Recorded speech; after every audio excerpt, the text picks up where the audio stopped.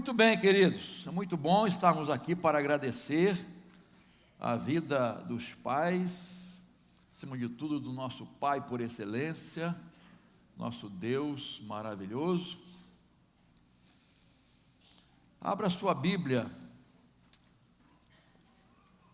em Jó, capítulo 1. Jó, capítulo 1.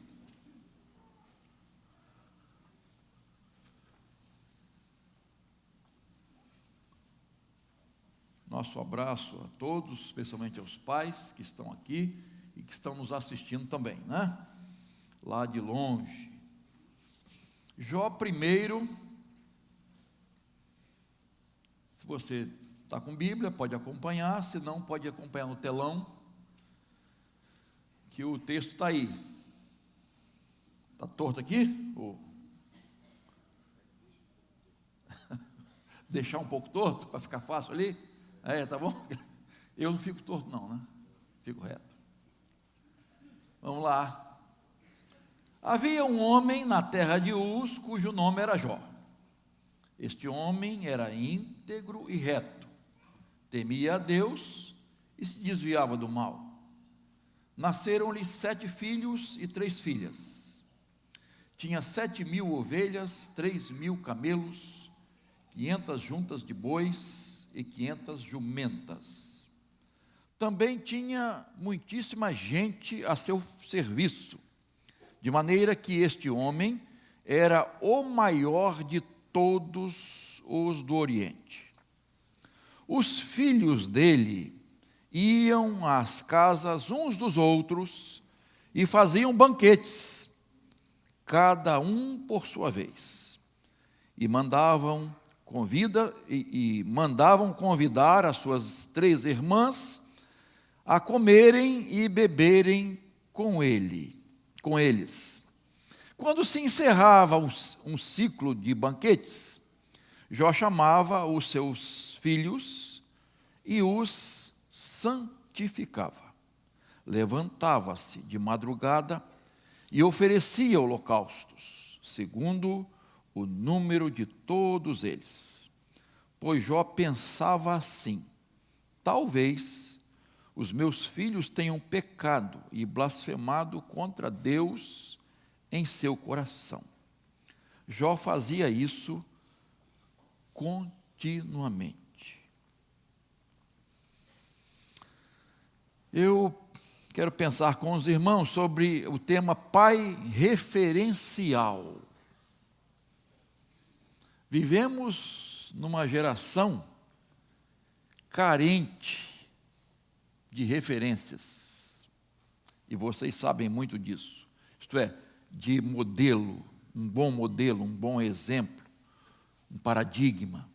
Nós carecemos em todas as áreas, pessoas que são dignas de imitação.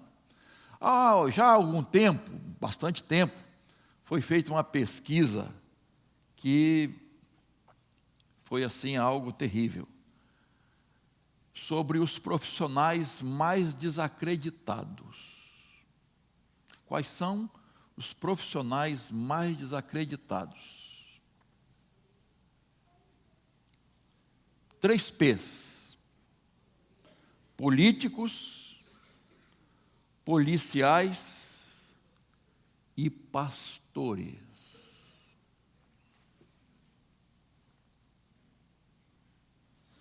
Infelizmente,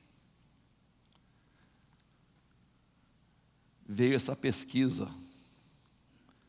Então, eu entendo, irmãos, que uma das maiores necessidades que nós temos hoje, se não for a maior, é de referência dentro de casa. Dentro de casa. Pai e mãe. Referência de pai e de mãe. Sabe por quê, irmãos? Porque é no lar que tudo começa. É no lar que tudo começa. Por que o pessoal fala que a família é a célula máter da sociedade? Porque tudo surge ali. O que as pessoas serão na vida, no futuro, muito depende do lar, da criação, da educação que receberam dentro de casa. Tim LaHaye disse que, ele escreve muito sobre família, ele falou assim, se uma pessoa teve um bom lar, saudável, basicamente ela será uma pessoa feliz. A felicidade, ele está dizendo, a felicidade de uma pessoa muito vai depender do lar que ela teve. A nossa sociedade é feita de famílias. A igreja é composta de famílias. Então, o que a nossa sociedade é e o que a igreja é, muito depende do quê? Da família. Por isso a carência de referências, de pai e de mãe. Nós sabemos que Jó era um grande servo, foi um grande servo de Deus. Conhecemos bem a história de Jó. Constantemente fala-se de Jó como exemplo na sua vida, sua fé, sua paciência, sua perseverança. Mas assim, eu quero focalizar hoje o que ele foi em casa. O que acontecia dentro da sua casa. Ele foi um pai exemplar, um referencial. Então, nesses 5 primeiros versículos do capítulo 1, nós vamos tirar algumas lições do que seja um pai referencial. Lições para mim, como pai, e para você.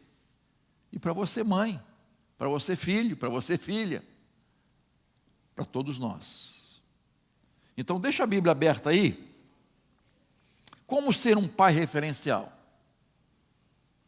Que é exemplo, que é paradigma, que é modelo para todos nós. A primeira coisa que eu destaco aqui, irmãos, é que esse pai, ele priorizava as coisas de Deus. Ele zelava pelas coisas de Deus, pelo reino de Deus. Por aquilo que Deus era na sua vida e fez na sua vida. Então, esse primeiro versículo aqui, havia um homem na terra de Uz, cujo nome era Jó. Este homem era íntegro e reto, temia a Deus e se desviava do mal. A minha tradução pode, de repente, seja outra palavra aí na sua tradução, né? Mas essa tradução aqui que eu estou usando, que é da Bíblia da igreja, né?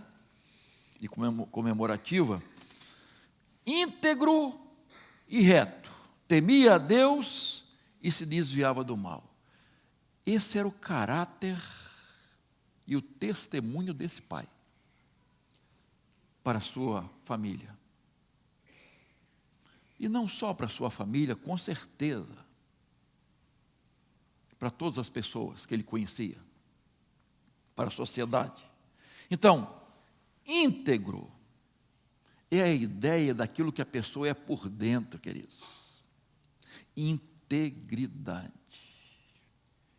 E você vai ver que o diabo ataca exatamente essa integridade. Você vai ver que a esposa, quando dá uma vacilada, diz, você ainda conserva a sua integridade? Este homem era íntegro, aquilo que era por dentro, aquilo que era de portas fechadas, aquilo que ninguém via, quando a pessoa está sozinha, consigo mesma, ninguém está vendo aquilo que ela é de fato e de verdade. Ela não está preocupada em aparecer, impressionar alguém. Não. Ela é aquilo que é de verdade, sem disfarce, sem hipocrisia. Integridade. E aí diz reto. Integridade por dentro. Reto nas suas ações, isto é, por fora, em seus relacionamentos. Naquilo que fazia, como se relacionava com as pessoas, como negociava, como conversava. Aquilo que os outros estavam vendo, sua postura na sociedade, suas convicções e ações. E aí a gente fica se perguntando, né? O que as pessoas pensam de nós? Eu vou me preocupar com o que o pessoal está pensando? Vou me preocupar com o que Deus está pensando? Não é bem assim. O que as pessoas estão vendo em nós? O que os nossos filhos estão vendo em nós? O que a esposa está vendo em nós? O que o nosso vizinho vê em nós? O que os meus amigos, colegas de trabalho, de faculdade, de escola, o que eles veem em mim? Retidão. Vida correta em tudo que faz. Queridos, isso é muito importante. Ter uma vida correta, reta. E diz mais, ainda do caráter de Jó: temia a Deus. Que coisa maravilhosa, irmãos. E você sabe que temor é muito mais que medo. É reverência, respeito e obediência a Deus. Consciência da presença de Deus na nossa vida em todos os momentos. E aqui, irmãos, está o alicerce de uma vida íntegra e reta. O segredo de uma vida bem-sucedida. A base da felicidade verdadeira. O temor a Deus se constitui um freio moral na nossa vida. Eu não faço isso por temor a Deus. Eu não ajo assim, não falo assim por temor a Deus. Como é importante, irmãos, não perder o temor do Senhor. Temor nos faz refletir, repensar,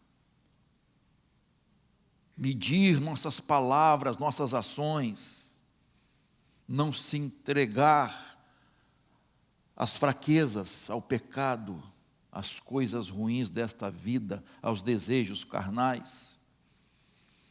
Quantos servos de Deus, irmãos, venceram tentações por causa do temor do Senhor?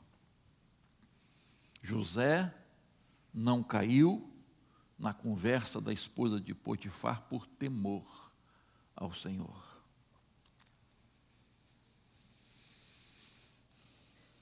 Eu creio, irmãos, que num casamento, às vezes acontece brigas, discussões, as pessoas ficam aborrecidas, né? Casal, um com o outro. E às vezes agem com essa raiva, às vezes até ódio. Mas quando a pessoa tem temor ao Senhor,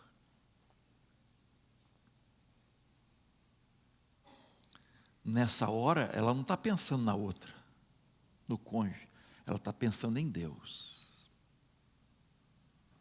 Talvez o cônjuge pode até não merecer, mas é o temor do Senhor que nos segura. A pessoa pode amar o seu cônjuge, mas cair numa tentação, mesmo amando o seu cônjuge.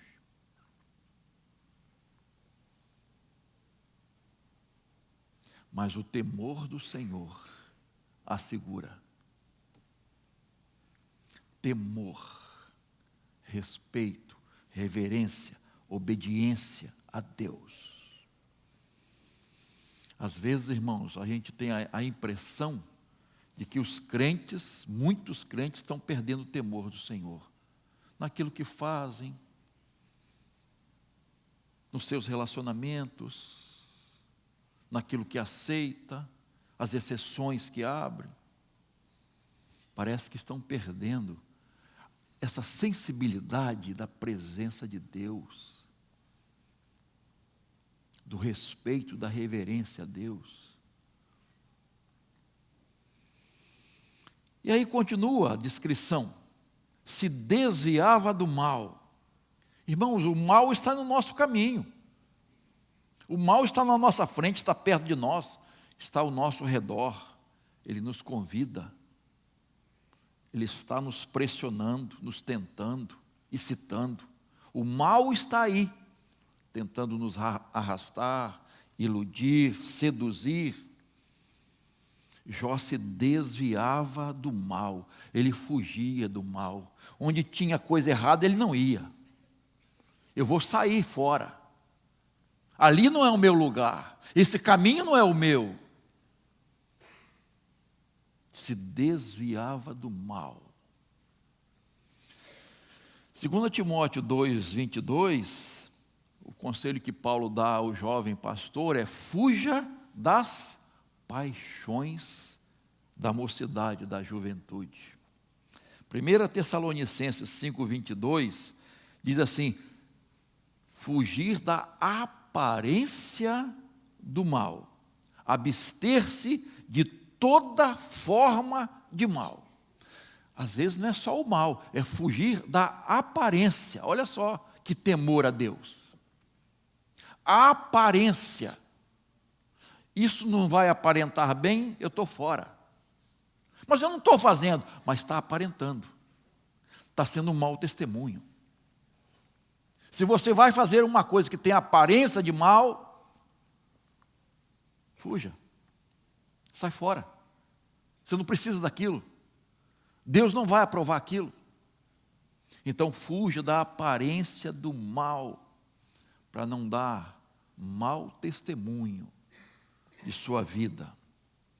Jó era íntegro e reto, temia a Deus e fugia, desviava-se do mal. Isso não significa que ele era perfeito, irmãos. Ele não era perfeito. E o livro de Jó vai mostrar isso. Lá no final ele pede perdão a Deus. Mas significa que ele não abria concessões aos erros morais. Ele negociava com integridade. Ele se conduzia de maneira correta, com justiça. Ele cumpria sua palavra. Ele era honesto nas suas transações. Ele servia a Deus e vivia para a glória de Deus. Fazia a vontade do Senhor. Esse era o caráter de Jó. Ele priorizava as coisas espirituais. Isso é muito importante, irmãos. Priorizava as coisas espirituais. Ele buscava o reino de Deus. As coisas de Deus em primeiro lugar. E esse era o seu testemunho maior para os seus filhos. Papai é um homem de Deus. Papai é um homem correto. Papai é honesto. Uma vez, numa casa, estavam, na época de eleições, estavam se discutindo o perfil de um bom candidato à presidência da República. E aí os pais e os amigos estavam falando, né? Conversando ali, não, ele deve ser isso, deve ser aquilo, ele deve ser isso, deve ser aquilo. De repente, um menino que estava assim, brincando do lado, diz: papai para presidente. Papai para presidente. Isto é, na visão do menino, o seu papai tinha aquele currículo.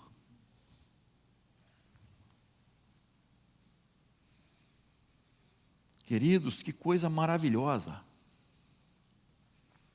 Quando os filhos têm essa visão dos seus pais. Papai é um homem honesto. Papai é um homem correto. Papai não passa a perna em ninguém. Papai fala a verdade. Papai é íntegro.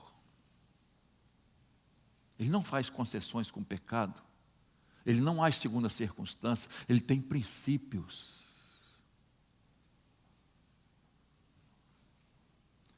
Diz o texto que ele morava em Uz, uma terra idólatra, cheia de crenças pagãs, de corrupção e imoralidade. Mas isso não afetou a Jó. Não foi fator que interferisse no seu testemunho. Outra coisa, lá no Oriente, era comum pessoas ricas, muito ricas, e Jó era o mais rico na sua época. Eles tinham um harém. Um harém. Normal. Jó tinha uma esposa e era fiel à sua esposa. Ele não se deixou levar pelos costumes da época, que a sociedade aceitava. Porque às vezes a gente julga certas coisas, né? Não, mas a sociedade aceita. As pessoas, é um costume. É normal.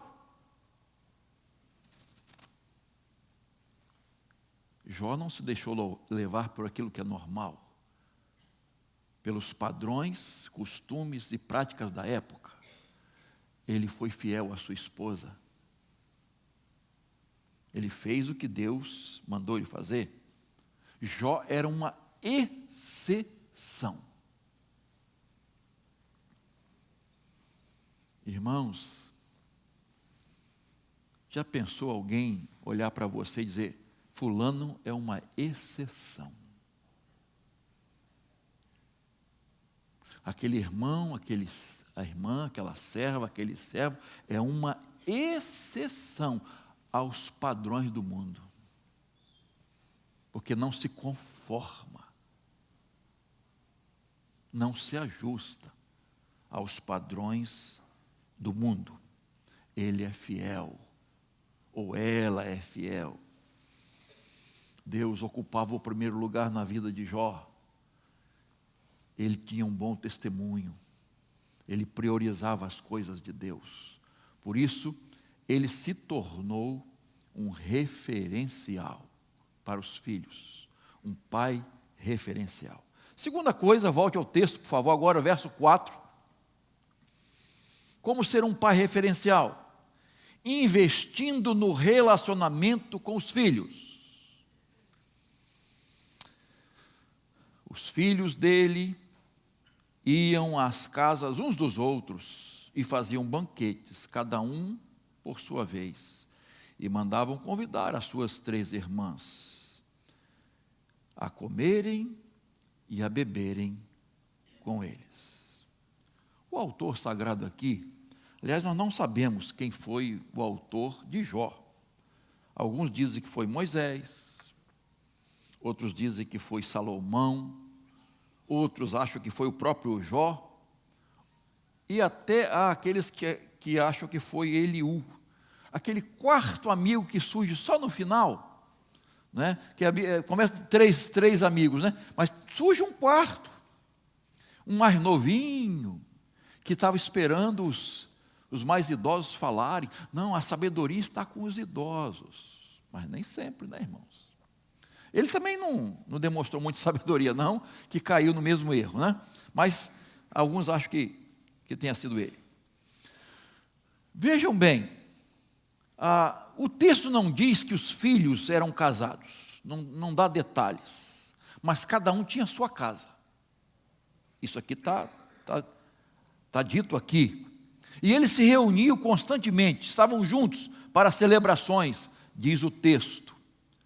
Então, queridos, e há um detalhe interessante que mostra a felicidade dessa família, a união dessa família, a comunhão da família. Eles estavam sempre juntos,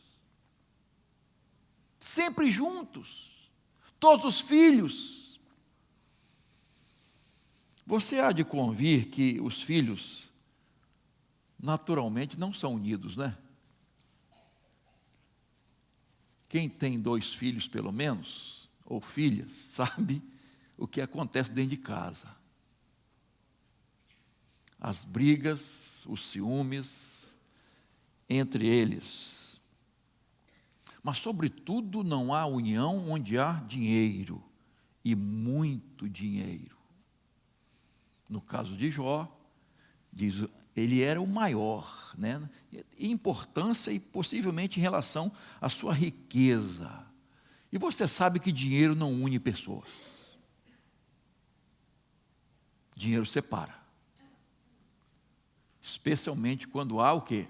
Amor ao dinheiro.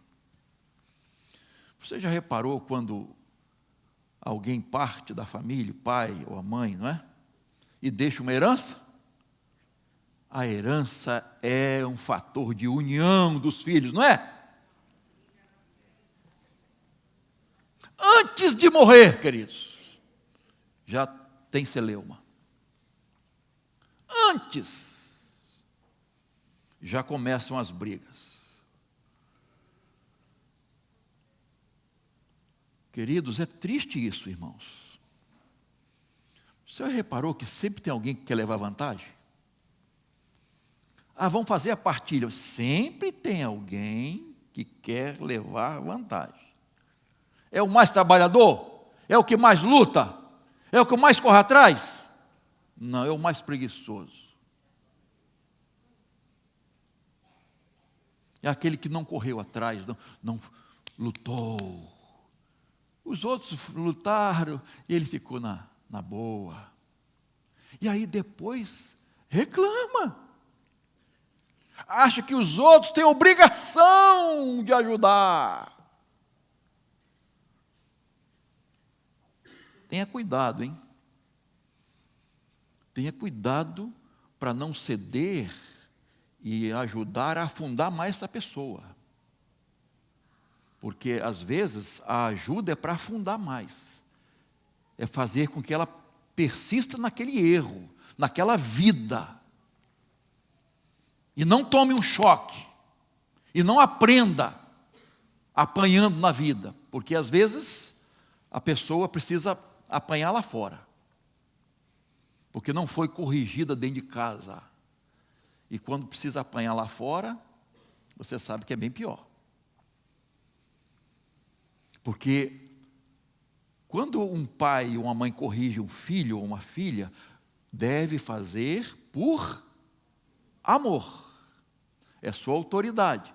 Amor. Olha o que o autor aos Hebreus diz, é por amor. Um pai que não ama seu filho não corrige. Não impõe limites. Que não ama, que deixa o filho à própria sorte. Esse não ama, não. Mas o pai que corrige, que impõe limites, é assim, assim, assim, que disciplina, esse que ama. Esse é que ama seu filho. Mas, geralmente, então, é a pessoa que quer tirar vantagem, é aquela que não lutou, que não correu atrás, que é sempre o coitadinho, coitadinha. Então, há sempre, as brigas entre irmãos, não são de hoje, não é, irmãos? Olha Adão e Eva. Quem eram os filhos de Adão e Eva? Não, os primeiros, né, gente? Eu sei que tem mais, né? Adão, Caim e eles viviam numa harmonia tremenda, não é? E não foi por causa do pai, foi por causa de culto, a forma de buscar Deus. Criou ódio no coração de Caim, a ponto de matar seu irmão. Olha que harmonia havia nos filhos de Abraão, Ismael e Isaque. Quem é o herdeiro da promessa? Quem é o primogênito? Quem é o legítimo? Brigas. Os filhos de Isaque, Esaú e Jacó, desde o nascimento já estavam unidos, né? Um agarrado no calcanhar do outro. E é lógico que essa celeuma toda entre os dois, os culpados foram os pais, por causa de preferências. Ficaram mais de 20 anos brigados, isolados, separados, com ódio no coração. Esaú querendo se vingar. Olha os filhos de Jacó. Que maravilha, que união.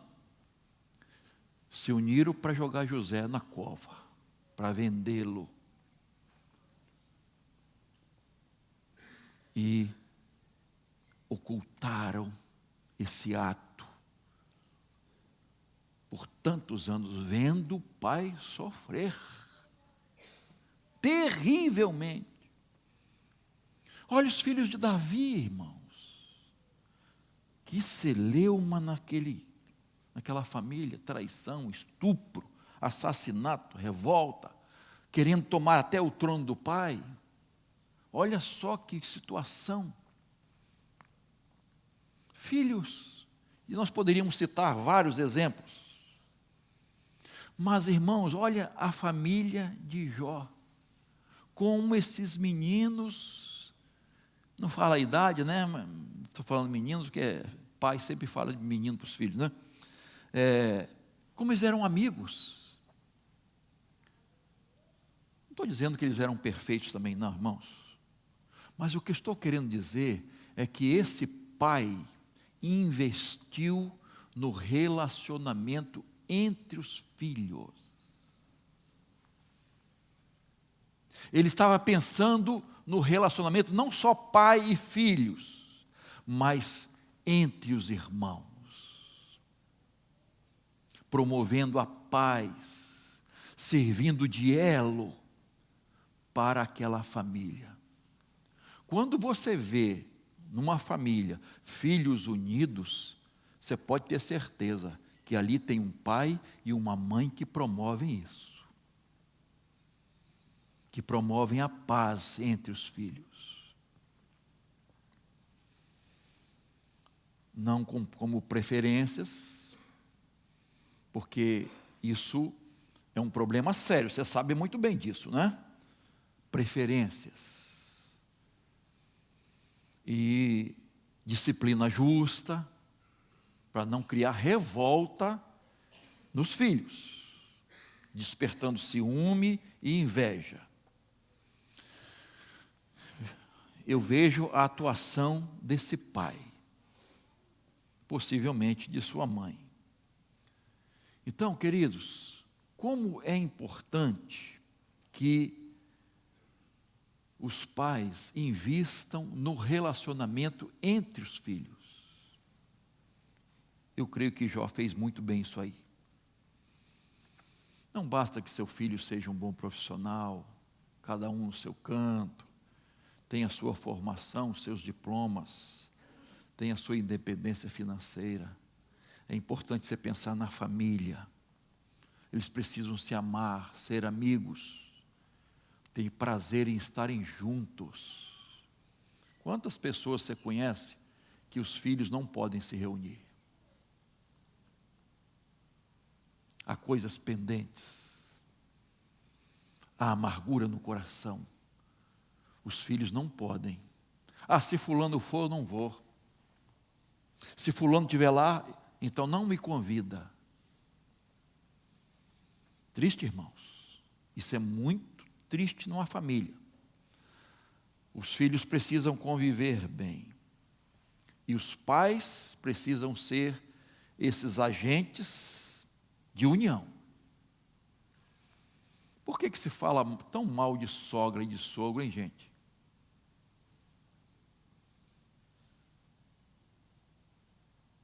mas também de nora e genro, que às vezes não promove a paz, a alegria no lar. Irmãos, família é importante, essa alegria de estar reunida, de conviver com respeito, com amor.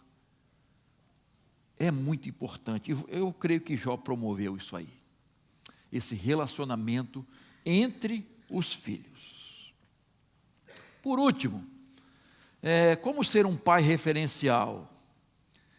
Exercendo o sacerdócio no lar.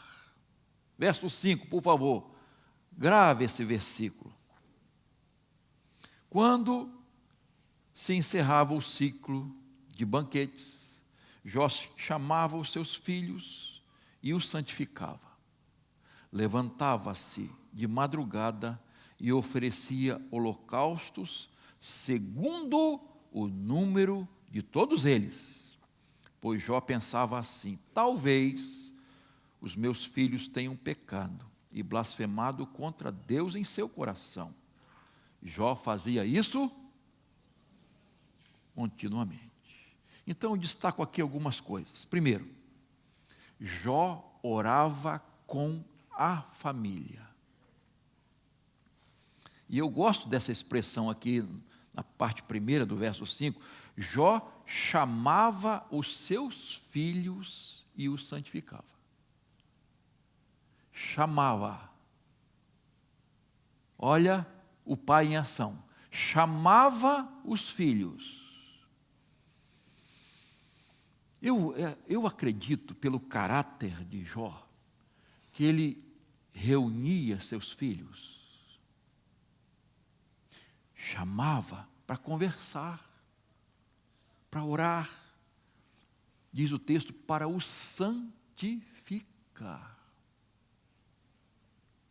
E eu creio que Jó falava com cada um deles. Você pode imaginar um indivíduo, um empresário de maior sucesso? Diz o texto que ele tinha uma multidão de pessoas trabalhando para ele. Muita gente. Esse homem era um grande empresário. Agora, você acha que este empresário de sucesso não tinha tempo para os seus filhos? Você já reparou que nos filmes, acho que novela, dificilmente assisto novela, mas alguns filmes que eu assisto, não há conciliação entre o sucesso profissional e o sucesso na família, no casamento? Você pode reparar, ou uma coisa ou outra. Jó era o maior empresário, de maior sucesso, o homem mais rico do Oriente. Esse homem tinha muito trabalho, mas ele tinha tempo para os seus filhos. Ele chamava os seus filhos. Vem cá, meu filho, como é que você está? Como é que você está? Como é difícil, irmãos, conversar com os filhos, né?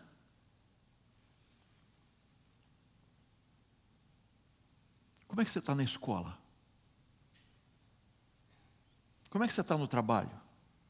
Como é que está os seus estudos? E aí, como é que é? O seu namoro, como é que está sendo? Conversar,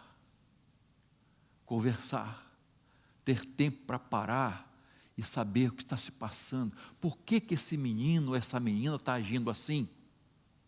Por que ela está tendo um comportamento assim? Por que o rendimento dele ou dela não está bom? O que está acontecendo?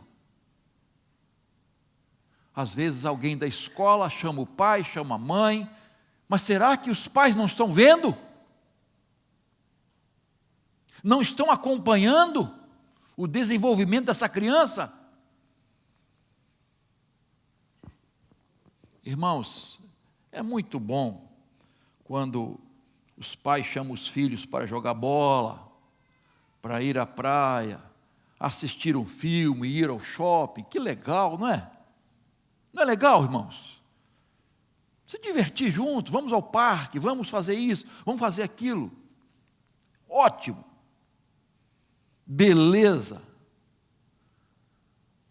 Mas é preciso chamá-los também para santificá-los. Vem cá, meu filho, vamos orar. Meu filho, minha filha, vamos estudar a Bíblia. Meu filho, minha filha, vamos fazer o culto doméstico. Vamos para a igreja. Nós vamos para a escola bíblica dominical. Nós vamos estudar a Bíblia. Nós vamos priorizar as coisas de Deus. E é interessante que a gente tem ouvido, né, os filhos chamando os pais, hein?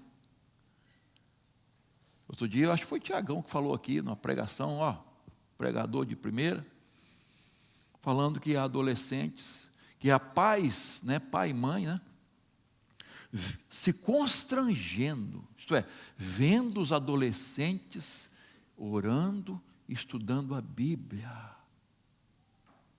sendo exemplo para os pais. Que coisa maravilhosa, irmãos. Quer dizer, maravilhosa num sentido, né?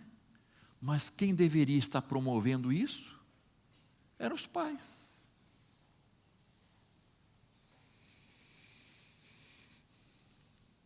Eu fico imaginando Jó chegando para o filho e diz: meu filho, seja honesto, seja correto, sempre fale a verdade, ame o próximo, ama a Deus, tema a Deus.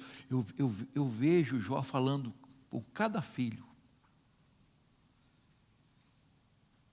tendo tempo para isso. Mas sabe por quê era fácil para Jó chegar para os filhos e fazer isso? Primeiro, porque ele amava a Deus e temia a Deus. E ele sabia o que era ser um pai segundo o coração de Deus. E segundo, irmãos, porque ele era o exemplo maior. Os filhos estavam vendo aquilo na vida dele. Ele não ia ensinar aquilo que não estava vivendo. Então se tornava mais fácil, porque ele era o exemplo para os filhos. Ele não só estava falando, ele estava vivendo, ele estava falando através de seus atos, do seu procedimento, do seu viver. E isso tem sido mais difícil para os pais. Ensinar com a vida, com o exemplo, com as ações. Jó vivenciava tudo aquilo que ele falava. E é interessante, irmãos, que o currículo de Jó, íntegro e reto, temente a Deus e que se desviava do mal, é repetido 3 vezes nesse início do livro, desse capítulo. Capítulo 1, verso 1 e verso 8, capítulo 2, verso 3. Repetia esse currículo, o viver deste homem, o testemunho deste homem. Então ele tinha autoridade para falar. Ele tinha autoridade com os filhos. Ele era como o apóstolo Paulo: sede meus imitadores, assim como eu sou de Cristo. 1 Coríntios 11, 1. Não era aquele tipo de pai dizer: faça o que eu estou dizendo, não faça o que eu faço. Você tem que obedecer. Por quê? Não pergunta. É isso assim. Mas a vida está dizendo o contrário. A vida está dizendo o contrário. Não tem autoridade para falar.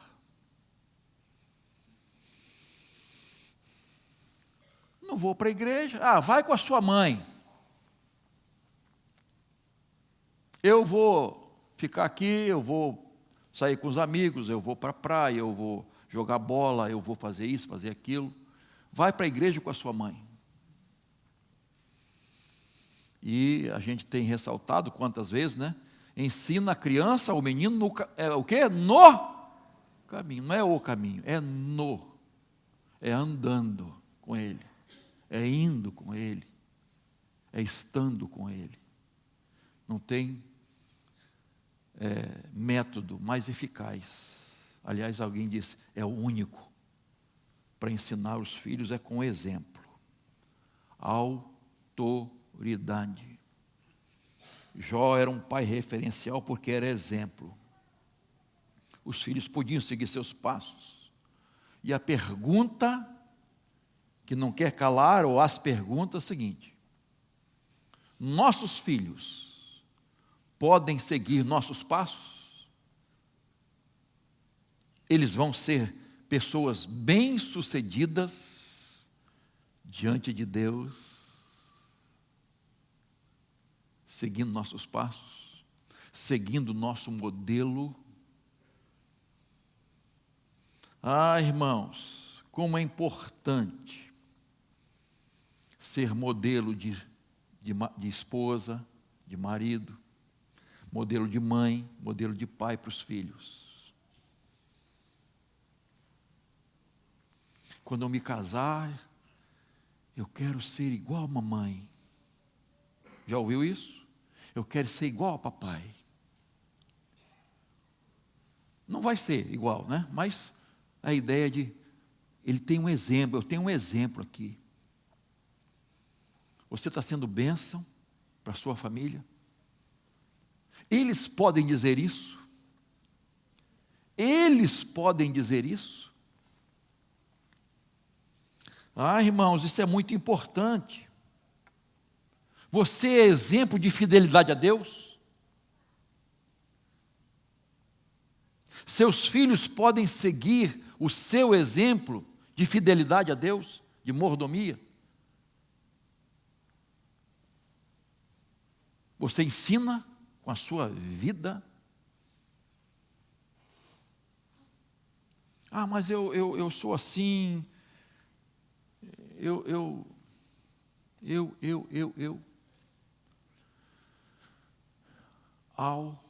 Autoridade, liderança. Sabe o que quer dizer liderança? Você sabe o que quer dizer sacerdócio? Liderança.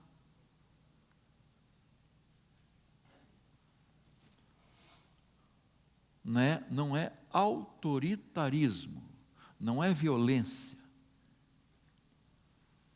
É ser líder sendo exemplo, tomando iniciativa. Pai, você é o líder constituído por Deus na sua casa. Pai, Deus te constituiu líder. Ah, pastor, mas a minha natureza não é force a sua natureza. Toma a iniciativa. Esposa, ajude seu marido a liderar.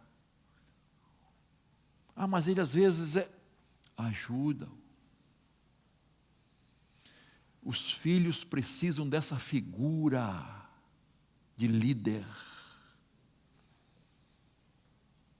Então, meu irmão, toma a iniciativa de chamar seus filhos para orar. Meus filhos, desliga tudo. Deixa o celular de lado. Vamos aqui. Que sejam 10 minutos. 10 minutos. Mas exclusivos para a família estar buscando a Deus. Deixa as crianças dirigir o cultinho do jeito delas. Já viu como elas fazem direitinho?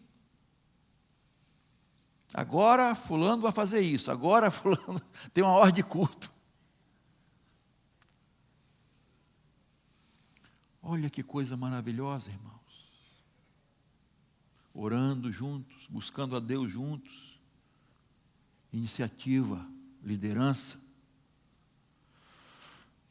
Agora, a segunda coisa que eu destaco aqui, orando com os filhos, mas também pelos filhos. Olha só, o verso 5b. Levantava-se de madrugada, agora não é com a família, agora era ele. Levantava-se de madrugada e oferecia holocausto, segundo o número de todos eles. Então Jó não só chamava os filhos para a oração, Jó orava por eles. Jó intercedia por eles, sozinho, de madrugada, quando não tinha nenhum serviço, nenhum funcionário chamando, ninguém fazendo nada, sozinho, porque ele era exclusivo para Deus. Ele estava ali, junto com Deus, intercedendo pelos filhos. E eu faço alguns destaques nesse versículo, irmãos. Primeiro, Jó se preocupava com a salvação dos filhos. A ideia de holocausto que eram oferecidos é com derramamento de sangue. Era o sacrifício de um animal em favor da expiação dos pecados. E não há remissão de pecados sem derramamento de sangue. Os filhos precisavam estar debaixo do sangue. Lembra lá do Egito? O sangue nos umbrais, nas vegas da porta. Aquela família estava debaixo do sangue, da proteção do sangue. Nossos filhos precisam estar debaixo do sangue. Eu vejo aqui, irmãos, ideia de salvação. O perdão dos pecados, ideia de salvação. João Batista diz: eis o Cordeiro de Deus que tira o pecado do mundo. Irmãos, pelo amor de Deus, a grande lição que a gente vê aqui, irmãos, é que os pais têm uma missão principal. Sabe qual é? Levar seus filhos a Jesus. A salvação dos filhos.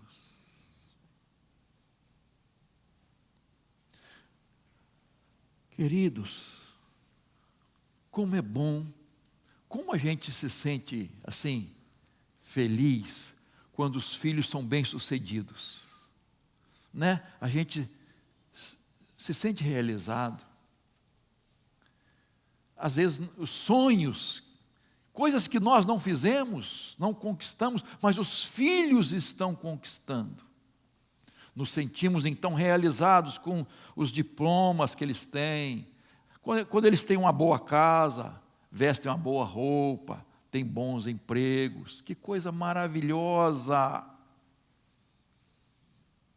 Mas se não forem salvos,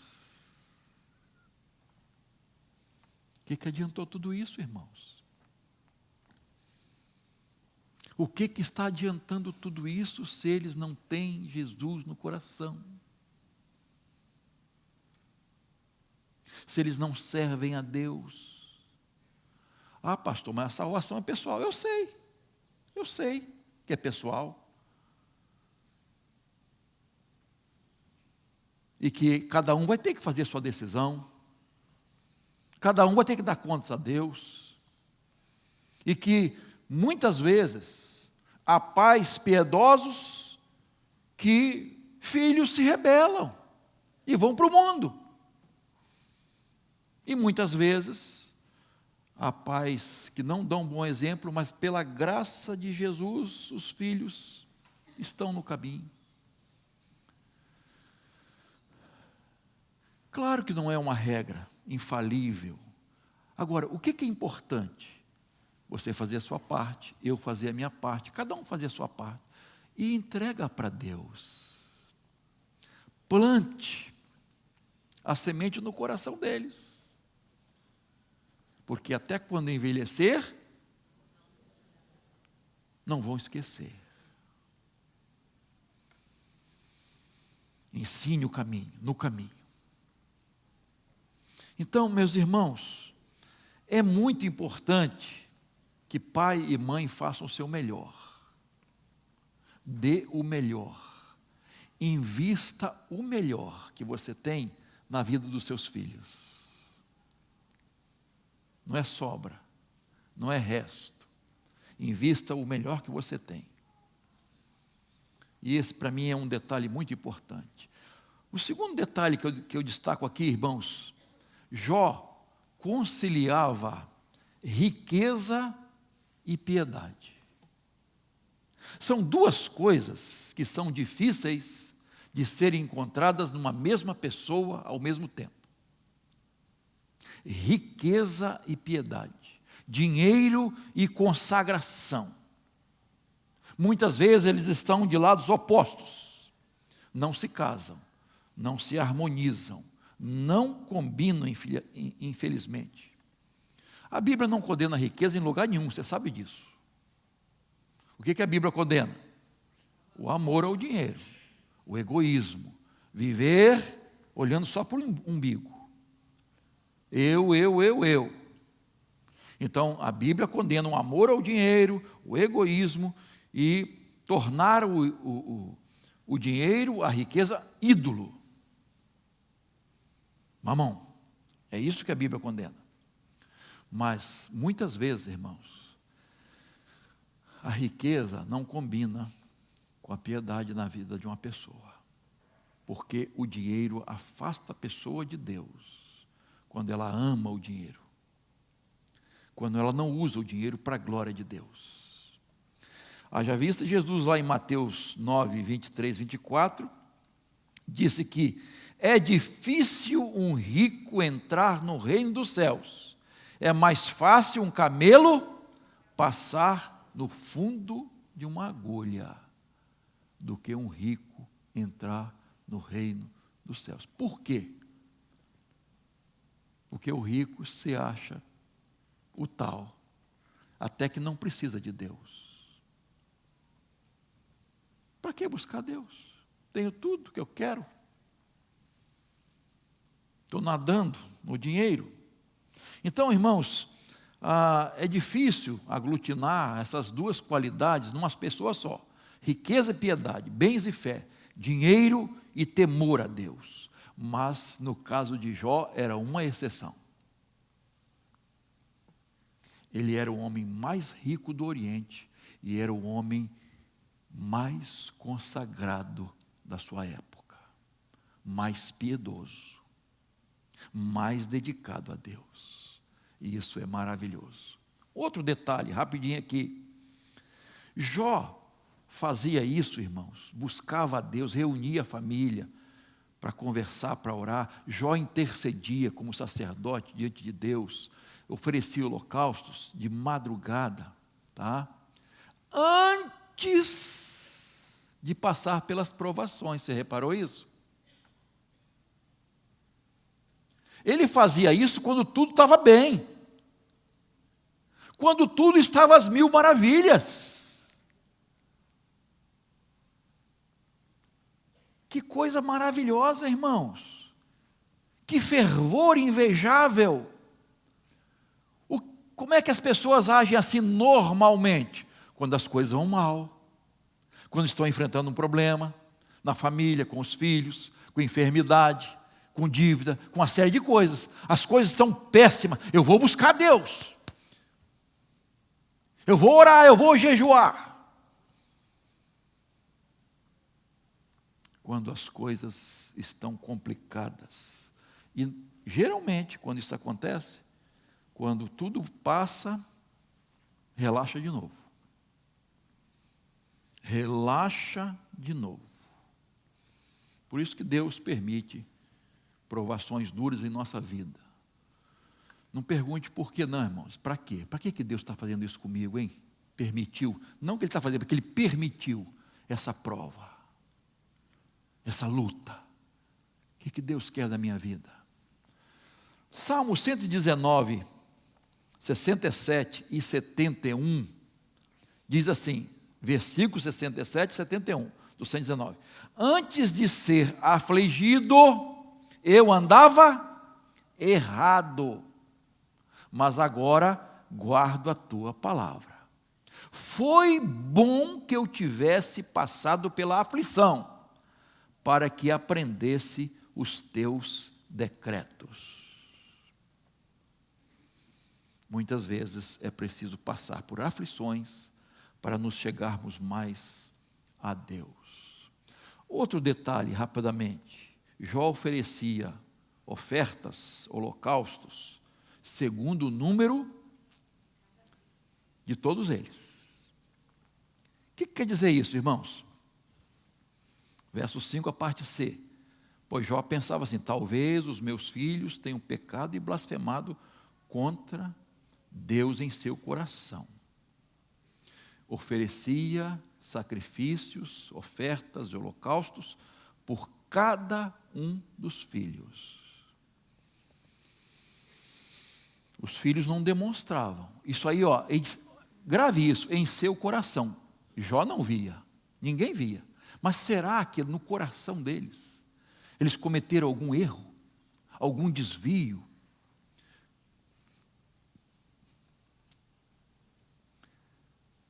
Jó pensava assim: talvez lá no íntimo eles tenham pecado.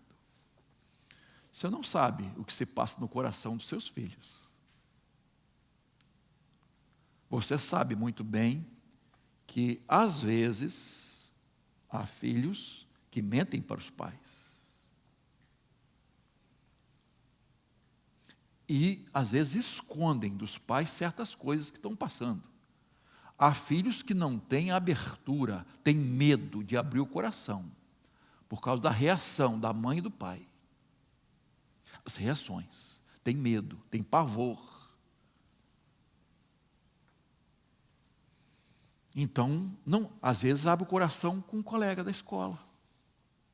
Terrível, né? Ou com alguém que não deveria.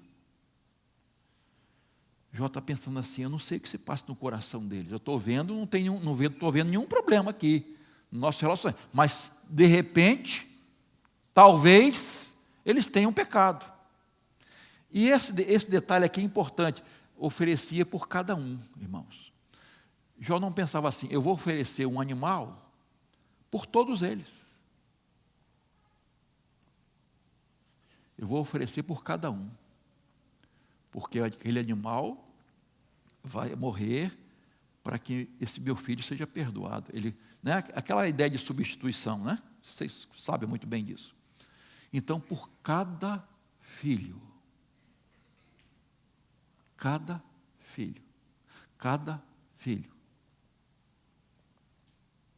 Jó fazia isso de madrugada, irmãos. Quando ele estava com Deus. Não fazia para aparecer, para ser visto. Ele estava sozinho com Deus. Jó não economizava quando se tratava de adorar a Deus, de buscar o Senhor, de oferecer o holocausto pelos filhos. Ele não economizava não, irmãos. Ele estava pronto a oferecer isso a Deus, na sua intercessão. Ele não oferecia o pior, o resto, ele oferecia o melhor. Jó não tentava barganhar com Deus: o Senhor faz, depois eu... Não. Sem saber se tivesse acontecido ou não, eu já estou fazendo. Este homem era próspero, irmãos, em todos os sentidos. Deus abençoava este homem, que agia assim. Quando você lê o livro de Jó todo, que às vezes a gente só lê o início e o final, né? Aqueles diálogos todos, aquela conversa toda, tudo meio enfadonho, né? Parece que não. Mas há detalhes ali de como Jó abençoava as pessoas, irmãos. Ele ajudava a comunidade quase que inteira. Ele socorria as pessoas. Não só aconselhava, mas ajudava, supria. Então era um homem que tinha uma riqueza que era distribuída, que era para ajudar o próximo. Ele fazia por sua família e pela comunidade. Por isso, irmãos, Deus ia multiplicando cada vez mais a sua riqueza. Satanás ficou indignado. Atraiu a ira do diabo. Veja o capítulo 1, verso 10. Olha o que o diabo disse para Deus. Não é verdade que tu mesmo puseste uma cerca ao redor dele, de Jó, da sua casa e de tudo que ele tem? Olha a proteção de Deus. Abençoaste a obra de suas mãos, e os seus bens se multiplicam na terra. Olha só. Repara como os fiéis a Deus desagradam a Satanás. Como pais, sacerdotes, intercessores deixam Satanás bravo. Como lares felizes incomodam o diabo. Como famílias unidas desagradam a Satanás. E ele estava ali, andando em derredor, vendo aquilo. Vamos ser intercessores, irmãos, investindo na vida dos filhos. E é o último detalhe que eu quero tirar aqui. Verso 5, finalzinho. Só para a gente encerrar. Hoje não temos escola dominical não, tá? Estou demorando um pouquinho mais por causa disso também. Olha só. Jó era o quê? O que diz o final? Fazia isso o quê? Continuamente. O que ele fazia continuamente? Tudo aquilo que nós falamos aqui. Reunia a família, a intercessão pelos filhos, oferecer o holocausto. Ele fazia isso continuamente. É algo sobrenatural isso aqui, irmãos. Há uma outra tradução que diz assim: Jó fazia isso todos os dias.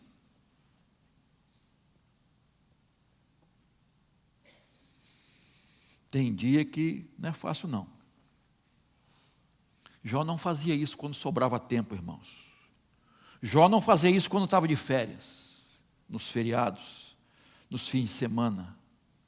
Jó não fazia isso só quando surgia apertos, dificuldades, lutas, aflições, quando surgisse o dia mau. Jó fazia isso todos os dias. E essa ideia de perseverança continuamente é um desafio para nós, irmãos. Porque nossos dias, às vezes, são diferentes. O corre-corre da vida exige de nós. As urgências nos chamam. E nós fazemos o que é urgente, não fazemos o que é necessário, mais importante, essencial. A gente faz nosso devocional todos os dias, com perseverança? Não precisa responder não. Você lê a Bíblia com perseverança todos os dias? Não importa o que aconteça? Ah, pastor. Né? Eu passo por isso também, irmãos. Eu passo por isso também. Se você não tiver um propósito, se você não acertar isso com Deus, você não vai fazer. Muito menos com seus filhos. Não vai fazer. Continuamente, ele era perseverante. Sua consagração era diária. Ele era britânico. É isso. É isso que nós precisamos fazer, irmãos, com nossos filhos. Fazer pedindo a Deus a bênção para eles, pensando no futuro deles, nas próximas gerações. Não vamos esperar as provações vir, não, irmãos. Nós não sabemos quando Jesus vai voltar, ou quando Deus vai chamar nossos filhos. No caso de Jó, chamou logo. Chamou cedo. Eu creio, tá? Sou eu, que os filhos de Jó estavam preparados para partir.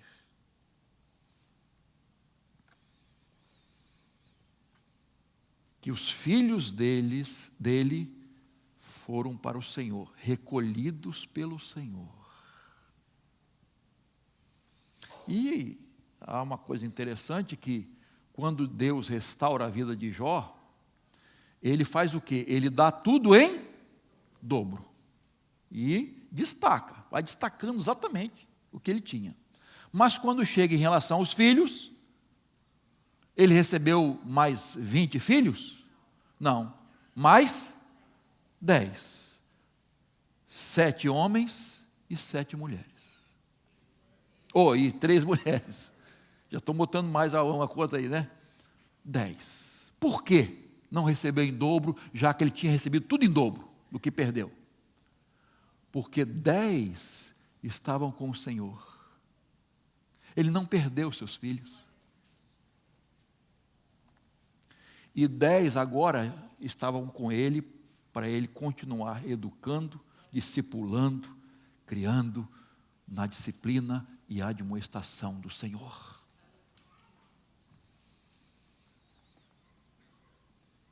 Nós não sabemos, irmãos, quanto tempo nós temos com os filhos.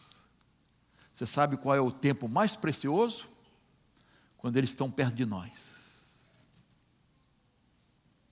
Quando eles estão ainda agarrados na calça e na saia da mãe, na calça do pai. Isto é, quando eles estão ali, no ninho. Porque vai chegar um momento que eles vão sair. E vão sair para se relacionar com aqueles coleguinhas, que eu não preciso entrar nesse detalhe e nem dá tempo para isso. Que não tem educação, não tem nenhum princípio espiritual, moral, ético. Vão ouvir coisas terríveis. Esses filhos vão lá para a faculdade ouvir professores idólatras, incrédulos. Vão se relacionar. Você já reparou, às vezes, eu tenho observado isso, a pessoa quando vai para a universidade, né, lógico que ela vai ampliar seu conhecimento, seu relacionamento, mas ela se perde às vezes, porque as pessoas começam a questionar a sua fé, e elas não estão preparadas para enfrentar isso, oposição. A base está dentro de casa, irmãos. Prepare seus filhos para enfrentar o pior na sociedade. O pior. Irmãos, eu digo de coração a vocês, eu temo pelas minhas netas.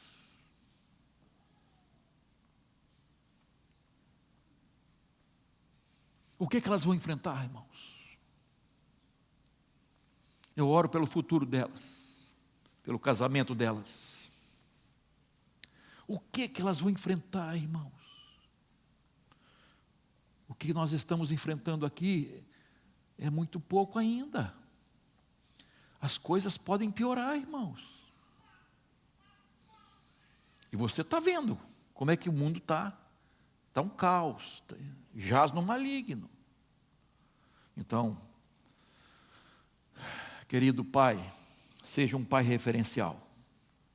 Seja um pai referencial. Não é ser perfeito, porque até com seus erros você pode ensinar seus filhos. Nós podemos. Pedindo perdão, confessando, eu errei, eu falhei. Até com os nossos defeitos nós podemos ensinar nossos filhos. mas faça o possível para ser referencial. Priorizando as coisas de Deus, dando testemunho para eles de uma vida reta, íntegra, temente a Deus e que foge das coisas erradas. Investindo no relacionamento com os filhos, criando um ambiente de paz, harmonia e de união, uma família saudável, um ambiente de família saudável, orando com os filhos e pelos filhos, como sacerdote do lar. Interceda perseverantemente, não desanime, não desista. Nossos filhos são herança do Senhor. Amém? Que Deus nos abençoe nesta manhã. Vamos cantar. Teremos um momento de dedicar ao Senhor nossos dízimos e ofertas. Eu e a minha casa. Você pode ficar de pé? Vamos orar? Cantar e depois orar.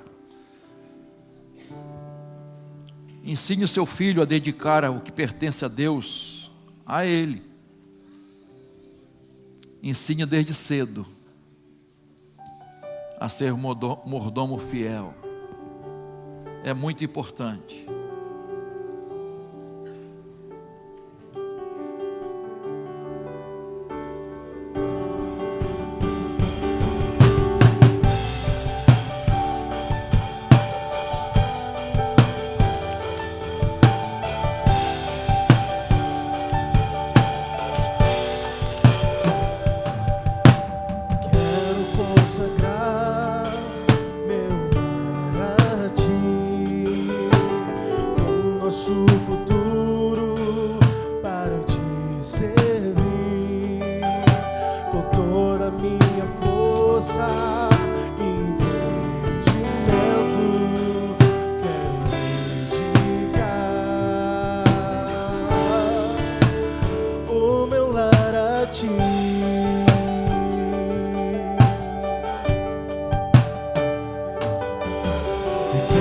Consagrar meu lar a Ti,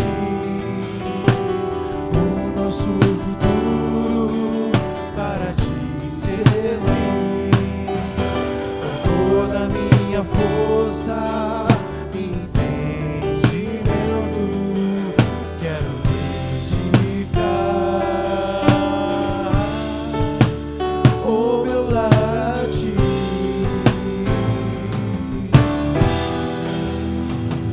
Eu e minha casa serviremos a Deus.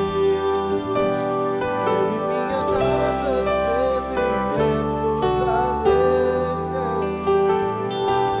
Eu e minha casa serviremos a Deus com alegria.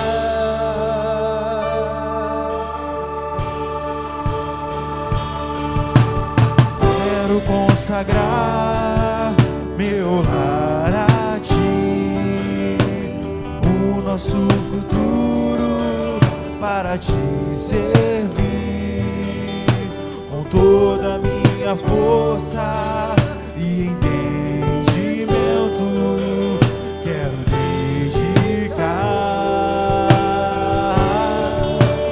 o meu lar a Ti.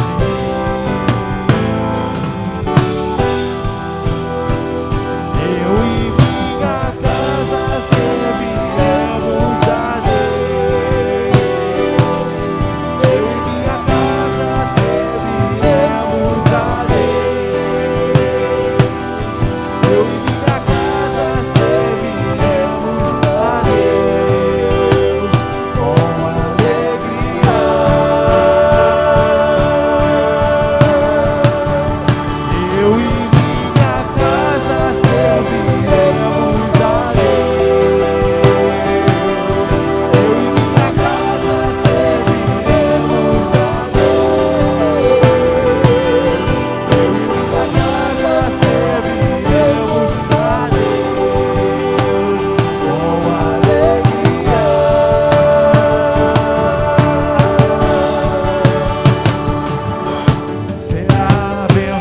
guarda, minha descendência frutificará a sua presença. Como bom perfume, meus filhos irão perfumar todas as nações.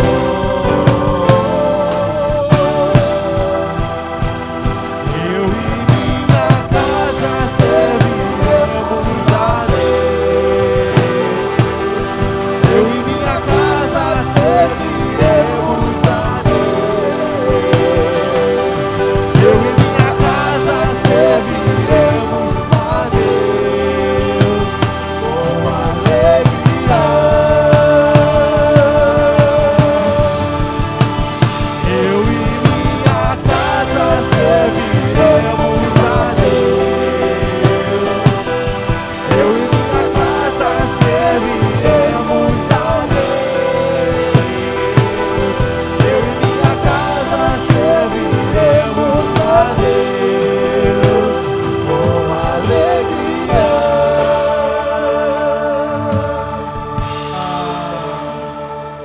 Amém. Louvado seja o Senhor. Vamos orar, queridos. Senhor, é grande a nossa gratidão por estarmos aqui examinando a Tua palavra nesse dia tão especial, Dia dos Pais. Abençoa, Senhor, todos os papais. Capacita-os, Senhor. Ó Deus, nessa missão tão singular, primordial, de levar nossos filhos aos Teus pés, a Te servir, educá-los, discipulá-los, prepará-los para ser bons cidadãos, não só dessa terra, mas dos céus. Ó Deus de amor, capacita-nos, mais uma vez te pedimos, tenha misericórdia de nós, somos falhos, Senhor, e imperfeitos. Perdoa-nos, Senhor, ajuda-nos a melhorar como maridos, como pais, como as mães, como as esposas também.